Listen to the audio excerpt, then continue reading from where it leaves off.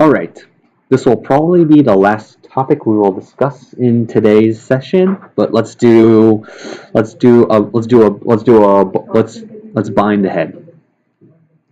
So now that you want to make sure that your entire joint structure is done first before you apply blind skin to save you a headache later. Because I mean, there are methods to apply and remove joints after you bind the skin, but it tends to require excessive work and weight painting. So make sure you have a complete structure first.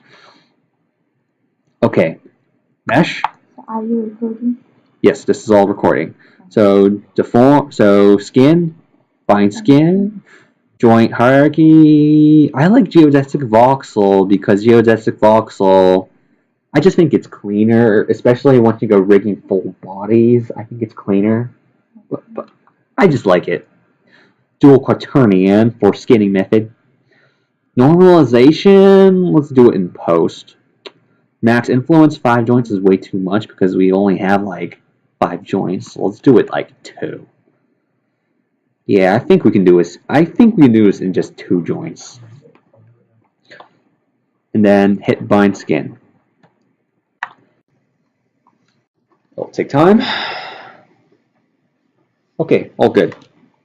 So now it's ugly at the moment. Okay, it's actually not that bad at first. I mean, if we move the neck, I mean, we don't want the whole entire neck to move, so we don't want the whole neck to move when moving this, so in order to do this, and then, okay, the jaw probably will look terrible. Yeah, the jaw looks absolutely terrible.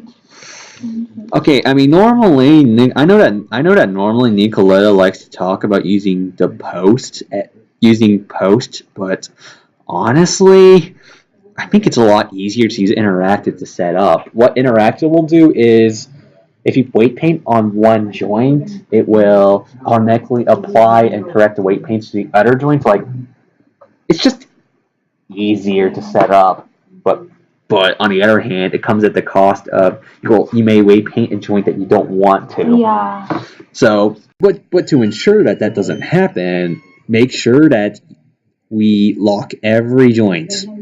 So, because if you use interactive can only work. It will only apply weight painting to whichever one is actually unlocked. So, okay, let's fix the neck first. Let's fix the neck first. Let's make it so if we rotate a neck controller, it rotates just the neck and not the lower part. So let's go to base neck. Let's change the color coding. I like using color ramp because it shows. Okay, as you can see, the lower neck looks fine, but if we use the mid neck, as you can see, yeah, this is why it's moving all the lower neck. You see how the mid neck has influence to all the lower joints? What I will do is, okay, I'll uncheck the mid neck, but also uncheck the base neck, so if I make any changes to the mid neck weight paint, it will apply it automatically to base neck as well. But the color code is quite a bit confusing, like which one is... Red is 1. Which is influence... Full influence. And blue is near 0. And green's in the middle. Orange? Yellow, the more reddish, the more it's closer to 1. I mean, I personally find this easier, but I mean, you could use black and white. Yeah. But I prefer color code because it's easier to see where you weight paint. Because if you use color ramp, maybe you have a value of 0.1, but it's almost invisible. Yeah. So I prefer color ramp. So if joints have a value, it will appear as blue no matter what, even if it's 0.01 or something like that. Yeah. So what you'll do with the base neck is, let's go to mid neck. So what I'll do is, okay, for right now, I'm just going to, use the hard brush tool as well. I'm just going to take everything on the lower neck and just remove it. And then I'll use the smooth tool. I'll use the smooth tool so it looks a bit smoother. Yeah, it will look a bit nicer if we do it like this. And then you can in order to resize a brush, use B. Okay, so now if we move this head, yeah, there we go. Neck only. There's our neck only motion. Yeah. I like this. Okay, now for our biggest challenge. How to weight paint the jaw. And this is probably what's going to take you. If you're following the tutorial using the exact methods, the jaw is probably going to be what takes you 3 hours. Yeah. And I mean, okay, I gotta wrap up in like 10 minutes actually, so. Okay. So we will need to use paint weight, right? Yes. Okay. The jaw is the most problematic. Yeah. And okay, so what we're going to do is I'm going to let's uncheck all of these. Let's uncheck these 3. Okay, because right now what the issue with the jaw is, if we lower the jaw, it moves. Here's the problem: it moves the upper head, but also pinches the neck as well. Yeah. So we have to remove the influence. Yeah. From upper.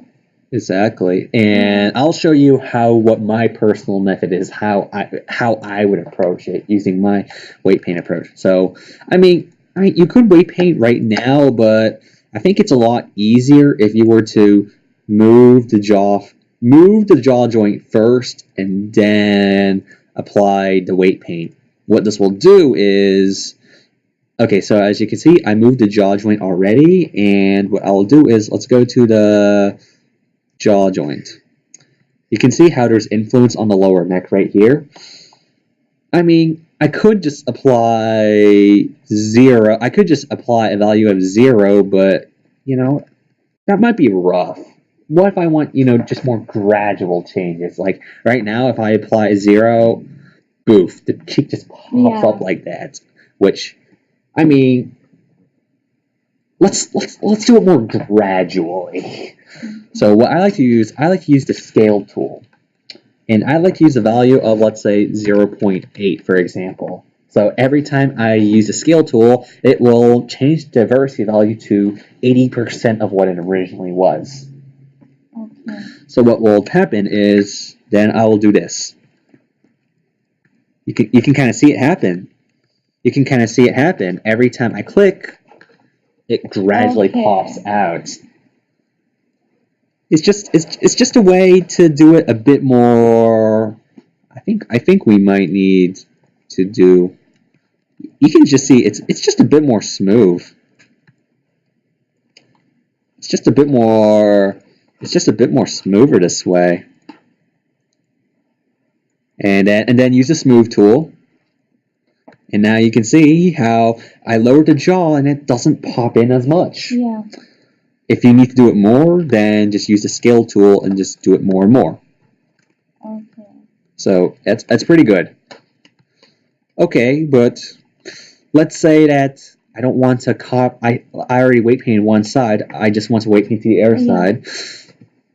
Okay, so in order to do this, make sure everything is reset first. Make sure your mesh is back to. Make sure all your controls are back to 0. Go to mesh, skin. Okay, this might be easier to show if I actually have weight paint mode on. So let's go back to jaw joint. Skin, mirror skin weight, positive X and Y, YZ, closest joint. I like doing 1-to-1 because a 1-to-1 works best if your mesh is completely symmetrical. Apply, and there you go. It's all mirrored. Oh. That's nice. Yeah. So now I will show brief. So now if I were to move the head joint, I mean, it's okay. You could smooth it out better. Like, you could go to maybe your mid head joint, and oh boy, this does not look as smooth. Because there's no influence. There's no influence there, so use your smooth tool. Yeah. Oh. It's here and she wants to have you in Indianapolis. Okay, that's all right. So, Thank you. yeah, you're very welcome. And then let's. I mean, it's not perfect, as you can see. If you Use more paint weight or yeah, as you can see, it pinches too much here. Too much. So Removing influence. I think this It's trial and error. It's a trial and error, but here's another issue is interactive weight paint is also what might be screwing us. Well, I mean, interactive weight paint is nice, but it's also very possible that It's also very possible that. Oh my God! What the? Yeah, smooth this out. Yeah, then just smooth this out. So as you can see now,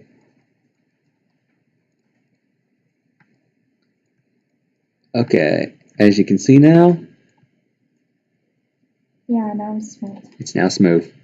Unfortunately, I'm out of time to show the jaw today. I can do that actually.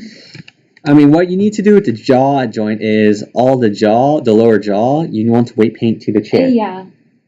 But for the rest of the head, you want to weight paint to the center of the head. Yeah. But after that, then yeah, everything should be working. You can rotate the head. Yeah. You can rotate the neck, and okay, there's a bit of a pinch here. You'll need to fix that. Yeah. Oh, and not just that, but we can also move the eyes. Yeah. It's beautiful. It's good. So, yeah, I like where this is going.